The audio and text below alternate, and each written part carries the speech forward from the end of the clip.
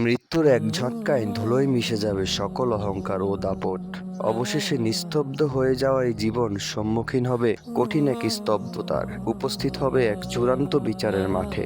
দাঁড়াতে হবে মহান আল্লাহর কাঠগড়ায়। পাই পাই করে বুঝে নেওয়া হবে প্রতিটি ঘন্টা, প্রতিটি মিনিট, এমনকি প্রতিটি সেকেন্ডের পুঙ্খানুপুঙ্খ হিসাব।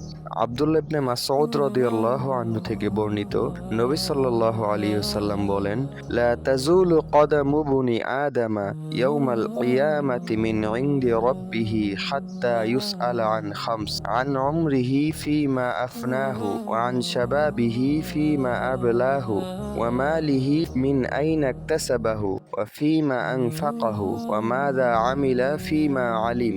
অর্থাৎ কিয়ামতের দিন কোনো আদম সন্তান তার রবের সামনে থেকে এক পাও নড়তে পারবে না যতক্ষণ না তাকে পাঁচটি বিষয়ে জিজ্ঞাসাবাদ করা হয়।